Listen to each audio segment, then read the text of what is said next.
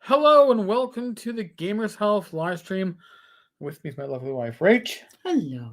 I am Tenkar, sometimes known as Eric, but hey, who cares, right? So listen, there's a couple of things that we're going to as I forget where I am and I go out of screen. There's a couple of things we're going to probably want to. Come on over. I'm sorry, darling. I'll just move my ass a little bit closer on the chair. Of course. There we go. Fabulous. So there's a couple of health-related stuff that we're going to touch upon.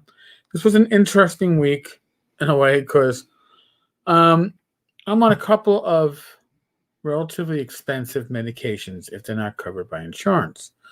For my type 2 diabetes, I'm on Jardiance, which has gotten me off the injectables. 2 thumbs up. But if it's not covered by your insurance, it can be cost prohibitive. For my heart and for my stents, I am on Brilinta and Entresto. And Brilinta and Entresto were running me, I want to say about $550 a piece every 3 months. They were expensive. That was after insurance. And you had to go through, in my case, OptumRx because they are. And that's $550. $550. $5. Not $550. $550. And this is after the insurance discount. Just because there was that confusion that your mom had. Yes. Like, 550. So what happened was I managed to get the Brilinta. I finally got the prescription insurance to recognize the Brilinta discount card, which took my cost down to $25 every 3 months. 2 thumbs up. Woo-hoo. That happened back in December. The Entresto, they changed. My cardiologist upped my dosage when he did. It's a medication that's given twice a day. There was an administrative problem. I'm not sure whether it's on his end or on the prescription end when they filled it, but they filled it for 1 per day. So I actually had to take 2. So 90-day prescription only good for 45 days. So when I called, bless you. When I looked at my app and I saw they wanted to charge me nearly $1,700 for a 3-month prescription. And I called, and I'm sure many of you have dealt with this when it comes to dealing with customer service for any major corporation these days. The last time I dealt with OptumRx, I actually got help from somebody, a young lady, and she's the one I was able to get the Brilinta discount card accepted, and that was awesome. This time I called, and I have no problem with people from other countries, but when you throw out some location and I can tell the Indian accent, I'm pretty sure that my call has been shoveled to India. In any case, I called to explain my issue, and she's like, well, your prescription isn't up yet. It's not ready to be renewed. I go, well, I understand that. However, if you look at the records, it says once per day. It's only given twice per day. I don't know where the problem was, but I'm going to need a new prescription in 17 days. So she's like, oh, you might have to have this filled through your local pharmacy where they can do a manual override. And I was like, no, that ain't happening. It's not happening because I'm not going to pay $1,700 for 3 months. It was bad enough when I was paying $550 for 3 months. Yep. So I was like, no, you're going to make it work. I was polite about it. Assign a pharmacist that's, at the company to review and understand. They'll take one look, they'll understand, and they'll approve it. I go, but before we even do that, I need to give you my Entresto discount card. It's like an additional prescription plan code, and she didn't understand it, and she needed a phone number, all this rigmarole. And again, there was a slight language difficulty that if you were talking to somebody that was native with the language, and at least, or I should just say, just Native American culture, we communicate on levels that are different than with other English-speaking countries, right? We have our own Or maybe regional too. Maybe regional too. Fast and like people from like other places often don't. But understand. I've dealt with customer service down south or in the Midwest. I've never had issues. You can always get yourself understood, but sometimes English doesn't translate. But sometimes it takes a lot of time saying it because we speak fast. And so you explain the whole thing. Yeah. And fast because you don't want to like take up all their time. And so then they're like, "You want what now?" Yeah. What's that? Well, ma'am, what was that exactly you were saying? But I would How do you spell it? I'm not. Listen, I don't want to be. I could do the accent that I was hearing on the other side. I'm not going to. Some people might find it offensive. Yeah. I was just like, I was patient, but I could tell that she was getting a little frustrated, and she was trying to throw me or tell me to go elsewhere with my problems, and I was. Yeah, she just didn't want to deal with it, right? And that comes through in any language that you speak. Yeah, pretty much.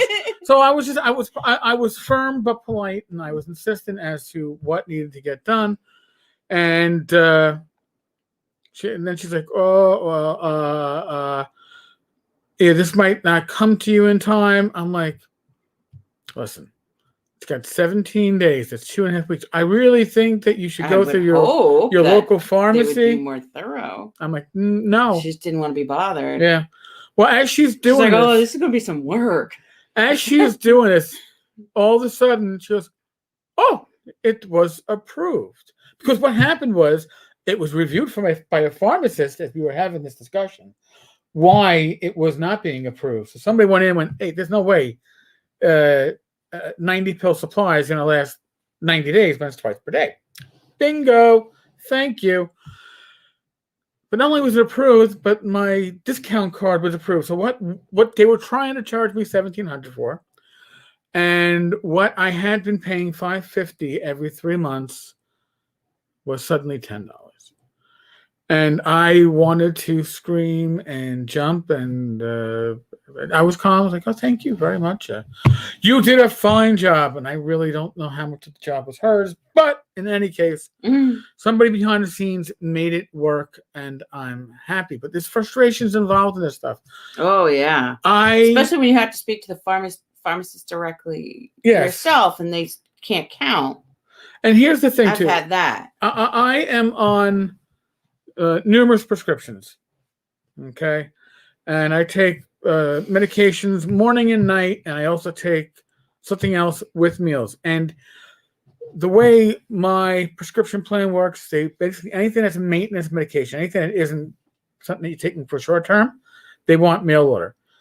But I've actually found that certain of my prescriptions that they want to take mail order, I actually, by going through a local pharmacy using Good RX, I pay the same or less. Which is pretty amazing. So when it comes to your prescriptions, if it's a brand name, okay, so this is what I'm going to throw this advice out there to you all. If it's a brand name prescription that there is not a generic for, you are going to get raked over the coals. You are going to get unceremoniously fucked in your ass. I hope you don't mind that imagery, Rach. Without Vaseline, add to it, or spit. I mean, there's going to be they are going. So now, what you got to do is, sometimes with some of these medications, there are alternatives that come very close to the prescription. There are, even my heart failure doc, when he was prescribing Entresto Brilinta, said if you have a problem with the insurance, we could look into other alternatives. But these were the best, right? These are the best at what they do, and they're still under prescription. So, like, it's under patent still. So right. So now I didn't understand when I was first getting them filled, they were damn cheap by my local pharmacy. But then I was no longer allowed to go to my local pharmacy because the prescription plan said no. And then I got raked over my coals. When they saw it going more than 3 months, they're like, "Oh no, no!" So you have to go through us. And I didn't know that. And they put a block in the pharmacy. Right. Now. When I was in the hospital back in May of 2020, I didn't know the hospital put me in for these discount plans. So it took me a while to figure out. I just thought, oh well, I guess your first 3 months. I guess my local pharmacy was biting the bullet to make me a customer, and now here's the prescription plan itself fulfilling it, and I'm getting pounded. Well, here's the reality. A lot of these brand name prescriptions will work with you, especially if you have an insurance for your prescriptions. And they have these, do a search for it. There are these discount cards, not just for Entresto, not just for Brilinta, but for other medications out there. And I'm going to tell you right now, maybe you better, it's easier when you're dealing with your local pharmacy, but the moment you go to mail order and you got to deal with some nameless, far-flung, faceless schlep across the world, you are as meaningless to them as they are to you. Okay, and you do, unlike your local pharmacist, who you might have a relationship with, you're not going to have a relationship with this true person on the other side. And part of my instinct was to turn into New York asshole, but I didn't do that, and I'm glad I didn't, because first off, it might have been satisfying at the time, but there's nothing more satisfying than being told that your prescription is going to cost around $1,700, and you going, I'd be happy just to pay $550 like you've been already screwing me with, and then finding out, $10 for 3 months. That's a win-win, and that's money back in my pocket. Thank you. So that's the highlight of this week, medication wise. So not going full New York asshole. Yeah, no, if not going full New York asshole or paid or. I mean, I think New York assholes are pretty much the biggest assholes you're gonna have in customer service. So, and having done customer service, I worked retail for 8.5 years before becoming a cop. I learned a lot about customer service, and I was not getting good customer service when I was being told take it to a local pharmacy and let them override. No, you do your fucking job. I didn't say it that way. So that's the prescription health aspect. The other part that I find very interesting, and it's still health, but it's stepping away from medication, was going to physical exercise. A huge shout out to Zach Glazer for putting a hole in my pocket. But the money I spent, I just got back, right? The money I spent on the Oculus. What exactly Oculus? Which one is it? I don't know if it says it on it. The Oculus Quest 2. I spent on this. The money I spent on that is pretty much the difference in what I was paying for the prescription and what I'm not paying for the prescription. Now, I'm not talking about the full boat rate meeting up for $1,700. I'm talking I was paying $550 every 3 months. You can get the Oculus Quest for about $300, $400 if you go for the expanded memory. And I went in this with the idea of Zach was telling me that he gets a lot of exercise in with this, and I was like, this. I was happy with my Nintendo Switch and doing my boxing game, and it's reading, and that was. But you haven't really played boxing in no. Why? I haven't played it in a week and a half. Yeah. And why is that? Because you've been playing with that. And here's the great thing about this. Now, I've been doing Beat Saber. Now, there's another one, like an arrow defense game, which is a lot of fun. Does not give you much of a workout. A little bit, but not. This Beat Saber is you being a Jedi Knight, beating these 3D boxes that are coming at you. You know what? The concept is simple, but it is immersive, and you don't feel it. You feel it, but you don't feel. The boxing, and they have good music. And it's enjoyable. Yeah. It looks like it is. Well, we're going to put Rach through it. And here's the thing. The boxing was good, but it could become monotonous. And you would watch the timer count down and go, oh my God, I got 10 minutes of this exercise. Oh, jeez. Oh my God. Oh my God. And here, songs last anywhere from 2.5 minutes to maybe 4.5. And you're like, but I'm like working up a sweat sometimes, and I was not working up a sweat with the boxing. And it's got you moving. You have you dodging left and right, dodging down. So it's giving you a lot of movements. The first day I really did it, I felt it the next day. I was like, I got to skip a day. So I think the Oculus Quest 2 is a fine choice. There's other games. There's a pixel dungeon game that made me motion sickness, which I would say is not a selling point. But this is spot on. The Arrow tower defense game is immersive and spot on. But this is the game so far. They have a John Wick game. I got my ass kicked real quickly. Oh. It looks like it'll be fun, but I can get lost in Beat Saber. So I'm getting a good workout, and I'm getting myself in a position where, hopefully, Berlinta cost me $330 after insurance for a 30-day supply. Matt, I'm going to tell you, they wrote it's no reach around. You're getting slammed. I mean, like I said, they were looking nearly $17 for a 90-day supply. But Berlinta does have a discount code or discount a card. card. It's a card. It literally, you're going to give the information to the insurance company or to the pharmacist. That is like giving them another prescription insurance. Sometimes your doctor will have the cards. Other times, you get it online. Yes, but you can register for online. In this case, actually, I think the Berlinta code isn't a unique one. The Entresto is unique and it's assigned to you. Probably because maybe you could hook them up. But blood thinners suck. Lack of energy. Always cold. You know what? I was always warm, so it's kind of balanced out for me. I am now sleep with like the sheet. Like before this, Rach, I would sleep shirtless in my underwear in the middle of winter time and probably never pull a sheet up on me. Now I'm wearing a shirt when I go to bed. I'm pulling a sheet up, and sometimes a light blanket as the night goes on. Sometimes I even wear socks to bed, which I would never do. So yeah, blood thinners do suck. The lack of energy, I don't know. I don't know if I have as much energy as before, but I'm napping less than I used to. So there's a balance going on with that too.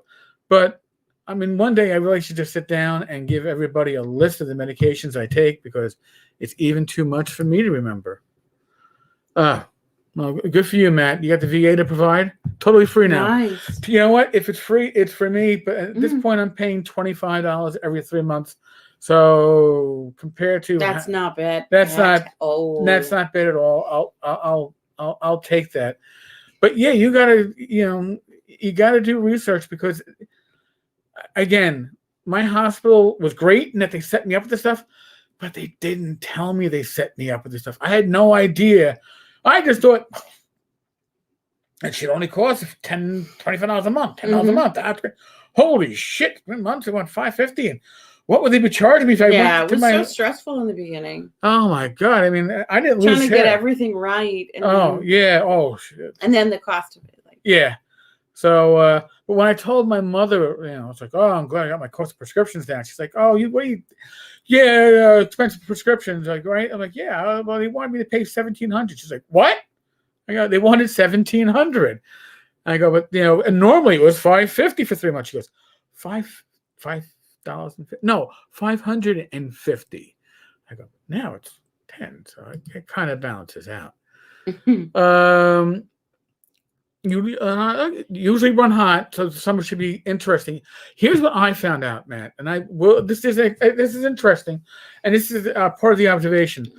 I went on Berlinta and Entresto and metformin, right, and Metropolo, amongst other things. But these are the ones that affect the blood and circulation. I went on them in June. Normally, I would be. And then you were like sort of between like injectable insulin. Right. Yeah. The insulin. It was a lot. Yeah. But because you weren't doing that before. No. You weren't. You barely took the medication before. Yeah, I barely took my glipizide. It's like sugar pills, right? But I was generally. Rach, if I call myself a sweaty fuck, would that be the wrong way to phrase it, or? You were quite a sweaty individual. All right. I was quite a sweaty individual prior to all this. Now that I'm on this medication, was I as sweaty last summer? No. I mean, honest to God, when I used to work in an air-conditioned office. Usually by lunch, I was changing my golf shirt, hanging my sweaty golf shirt up by my locker to change into a dry golf shirt. So then I have a dry golf shirt, hopefully, to go home with at the end from the one that was sweated up in the morning. And that was even in the wintertime. I was sweating heavily in the wintertime. Now, I've dare I say, I got dry pits. I mean, I have Rach verify that, but I'm sure she has no interest in doing so. Thank you. But it might be interesting. But no, seriously, I used to just pour sweat to the point where I would drive and I'd be wiping sweat from my eyes, my glasses on. I don't pour sweat anymore. So I didn't even think of that. That is interesting. That's a good observation.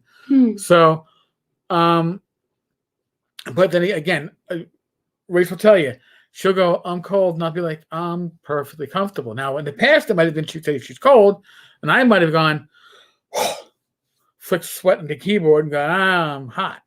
So there's a little bit of a difference here. But I'll pay more attention this summer. But I think that you might be right that the blood thinners make you run a bit cooler. I do know that my body temperature was always like, I don't know, a degree cooler on average. So like 98.6 for the average person. I was usually like a 97.4. But now, because you take your COVID, you got to take your temperature before you go shoot himself in the head. You got to take your temperature every time you walk into any kind of doctor's office or into a building. Yeah. Like I went in to pick up my yoga stuff, like some props that I went to pick up from my studio, and we walked into the building. It's on the 15th floor, and before you can even get towards the elevators, you are at a device that will take your temperature before you can even enter. Did you see what your temperature was? No, they didn't say. They just said, you passed. Go on. You passed. I mean, they take my temperature, and this is going back. I mean, I noticed this back over the summertime. They take my temperature, I'd be like 97, 96. Now in the time, 95, because you're coming in from the outdoors. So I don't know how accurate it would be, but I think that maybe I am running colder. I could probably take my temperature randomly. Yeah, and it's interesting. Like, a lot of these buildings in the city, like even the one in one of my doctors where we went back in November, the guard took my temperature. Yeah. No, I can't walk into a medical office. I shouldn't say that. My cardiologist and my heart failure specialist, both the cardiologists, they don't take your temperature. Okay, they don't give a flying fuck. But I walk into my endocrinologist office, your temperature's taken before you can step fully through the doorway. My temperature was also taken at the orthopedist. Yes, I go see too many doctors. Oh my God, too many doctors. My social life, doctors. Yeah, like you say. If it wasn't for doctors, I'd have no social life. All right. Now, on to the cardiologist thing. I went to my cardiologist this week. Everything's looking good. He's thinking, again, after this drama of getting my prescription drama fixed, right, and the refill done, he wants to up it to the max. I'm hoping that I can tell him to hold off for at least 3 months. Because one thing I have noticed since I've upped the Entresto is that I scratch much easier if I'm scratching my eyebrow, and then I'm at my sister's house walking in, and she's like, "You okay?" I'm like, "Why?" She's like, "You got a huge bleeding scratch." I'm looking in the mirror. It's like somebody came along and slapped me in the head, or when I was shaving with the electric razor, I nicked myself, and it took a day for it to finally clot up. I don't know if it's going to be even worse if I go on to the maximum dose of Brilinta. So I might tell him to just give it full 3 months. Let's see how the body tolerates it. Yeah. But he was telling me, because I told him that I got my... Because you're not able to use the... I can. I use it for touch-ups. You do? Okay. Nobody told me I couldn't use it. No, okay. Except for my wife. She's like, you can't... No. I was asking you a question. No. You told me... You were good, though. You can't use you can't use a straight, your regular razor anymore. You got to use the electric, right? Yeah. Yeah. So I was like, I guess I can't. But sometimes you got to just touch up because it doesn't always. You got to get the real blade out once in a while. But that's why I bought the barber's helper. So now if I nick myself, I can just do a little touch up, and maybe you won't bleed all over the place.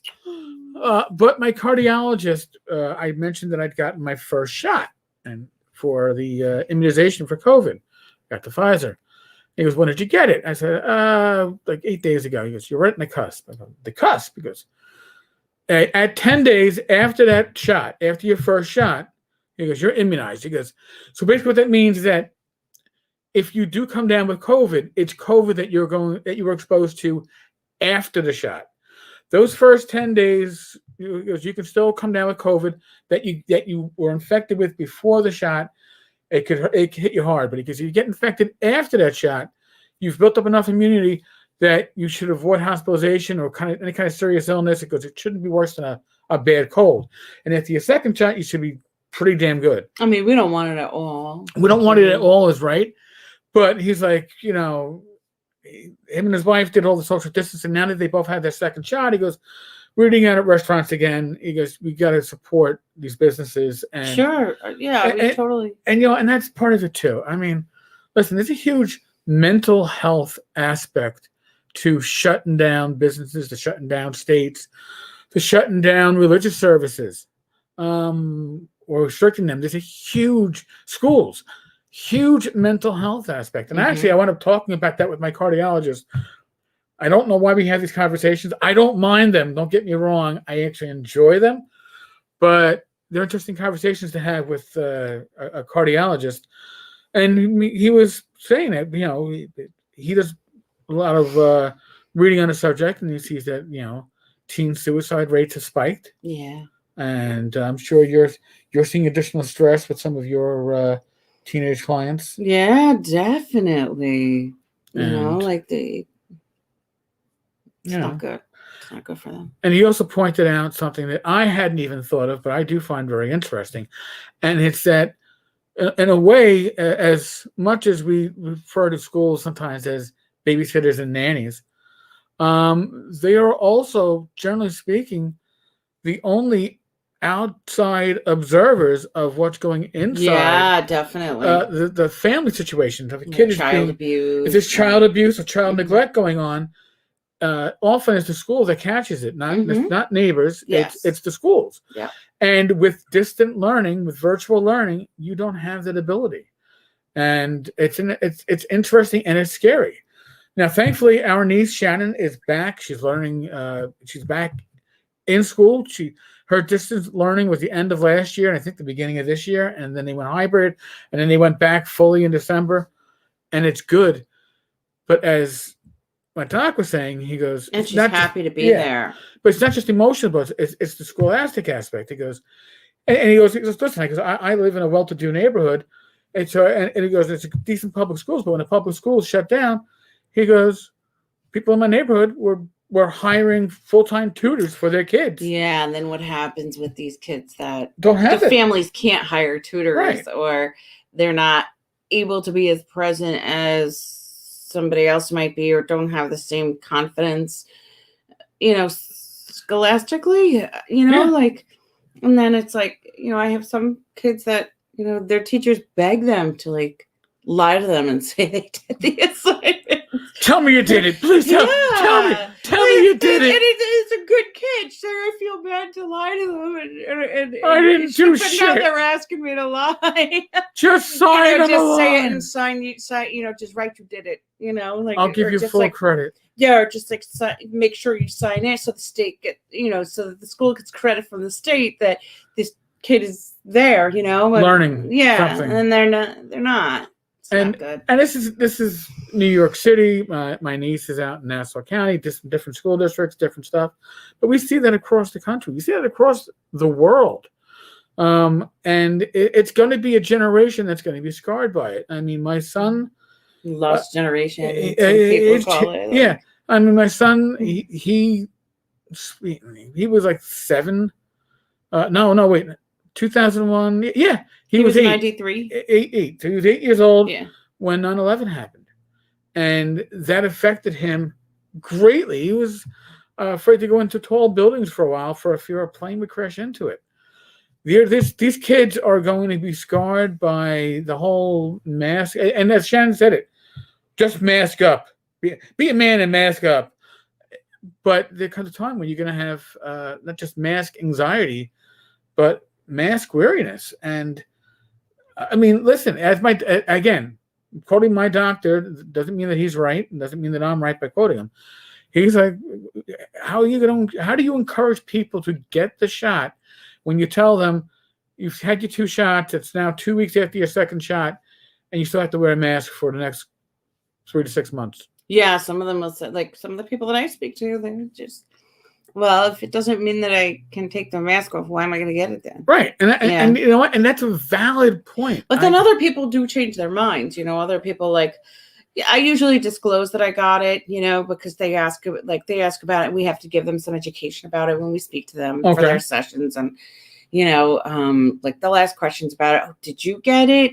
That's usually the standard. Usually, like when people ask about your experience, you usually skirt around it. And, what does it mean that you are interested? But not this. I usually just say like, oh yeah, I had it, a couple of weeks ago, and what the experience was like, and because I had a relatively good experience. They ran it really well. My only issue was like muscle pain and some tiredness, maybe a headache the evening of the injection, and then but they're like, oh, okay, just that, and they'll be like, well, all right, or sometimes they'll be like, let me think about it, because like I can help them now we have this special arrangement for people who have psychiatric disorders or chemical dependency issues. Our our state government made it so that people in these groupings that meet the criteria otherwise are able to get the injection done at like the state psychiatric centers. So we have our Creedmoor here. And so like we talk about helping them get to, how they're going to get to Creedmoor and stuff. And they're like, oh, you can get me an appointment. I don't have to fuck around with this city website. Yeah. Let's go. So yeah, they're usually happy to get the appointments now. So, it's kind of good. Yeah. I mean, I was actually surprised. It's good to share about it. I mean, listen, everybody in my family, my parents have had their 2 shots. Rach has her second shot next Friday. Mm-hmm. I get my second shot a week from this coming Tuesday. But if we hadn't, the NYPD on Wednesday was offering shots without an appointment to retirees that met the criteria. You had to meet the state criteria. Be over 65, have one of the conditions comorbidities that were listed. But then on Thursday afternoon, they expanded that list, and it was anybody who qualified otherwise by the state. And you could also be your family members. It could be your children, your spouse, or any family member living in a household with you, or outside of your household, parents, parents-in-law, and grandparents. Because part of the problem is in getting these people that are qualified otherwise to get the shots is that it's no appointments. And apparently, so the NYPD, I guess on Wednesday, just getting the retirees, they weren't getting enough. So they opened this up on Thursday, and then within 24 hours, Friday afternoon, it was supposed to run at 6 o'clock. Friday afternoon at 3:30, it got shut down because they were out of shots. But that's not a bad thing. That's a good thing. That people are coming, that people want it, and we can have more freedom once all that's done. So, I mean, I actually feel, again, I'm past the cusp, as my doctor put it, that I can go out in public, and maybe Rich and I can go out to lunch at our pub and sit what we call the confessional in the back and not really expose ourselves to anything, because we will be effectively immunized against serious illness. Mm-hmm. And again, you want to give back to your community. You want to give back. I mean, a pub is actually a community. We have friends there. Well, you want to see your people. Yes. But then you also want to financially support this, like, as it's, also like part of our history. had a lot of our courting there. We got and we had our reception there, Yeah. and it's a big deal to us. It is community. Yeah. So that's like the week in review. I don't know how much more you want us to shove into that. Yeah.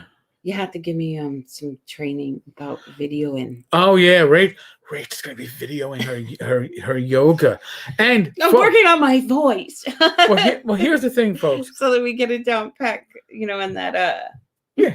Well, here's the thing. I sound good. My bowls sound good, and the directions sound good. So playing with that, playing it back for myself, and then going further and well, and here's the thing, folks. Posting.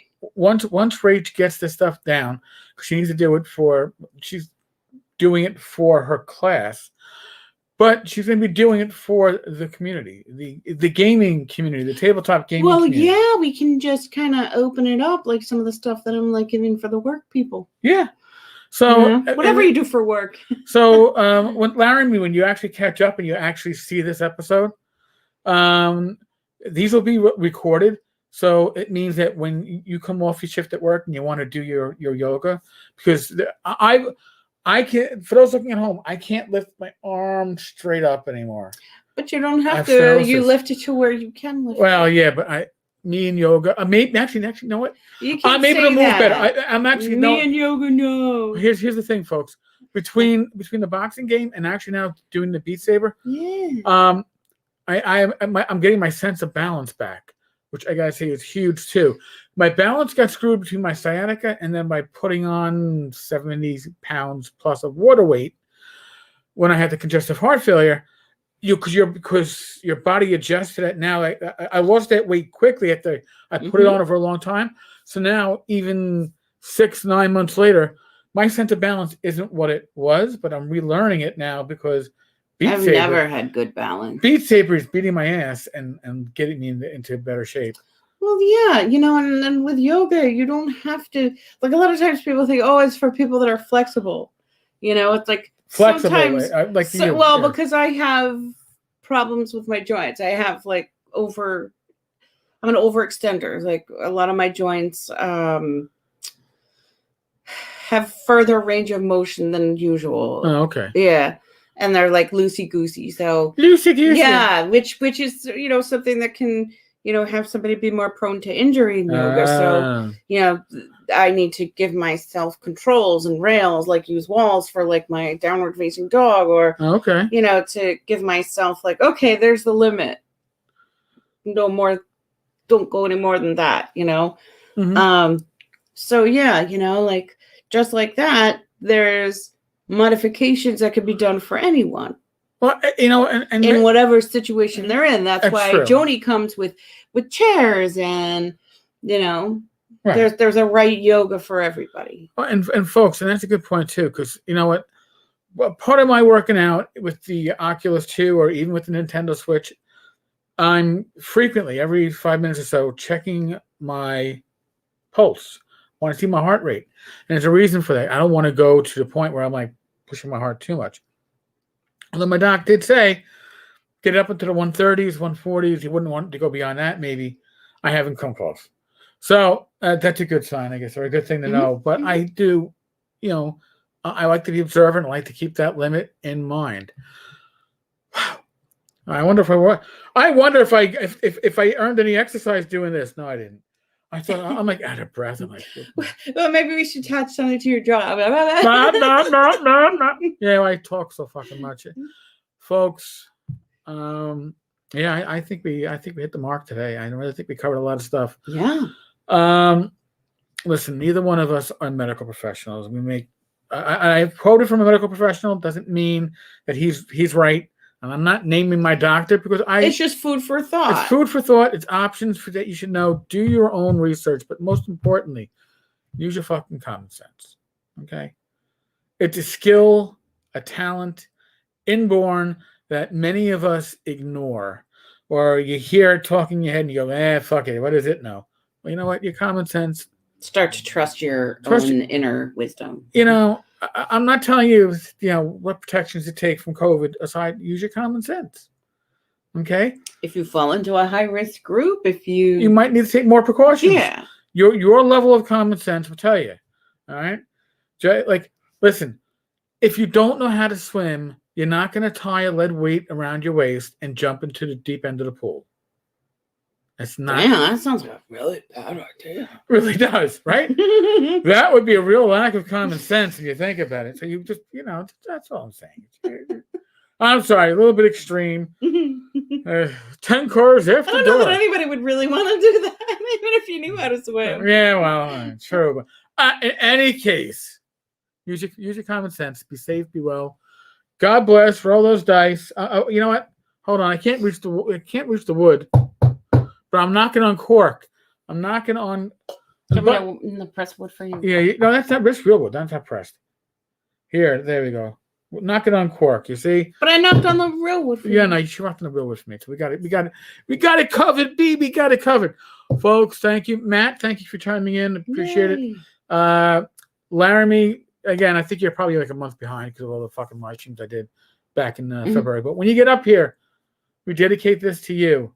All right, and to all the healthcare workers out there, and all the emergency workers, and all the essential workers, you bust your ass to make sure folks like myself and Rach in the high risk category don't have to necessarily put ourselves in a high risk situation before we get fully immunized. All right. On that note, I'll be back tomorrow, God willing, and I'll see you then. I'll be working on showing Rach how to do videos because I'm such the expert. You are. I haven't fucking edited shit on this stuff. Well, I don't even know how to turn it on and like make it all right. Record you. So there you go. You're farther along than me. There we go. We're getting there, folks. We're getting there. All righty. Laters.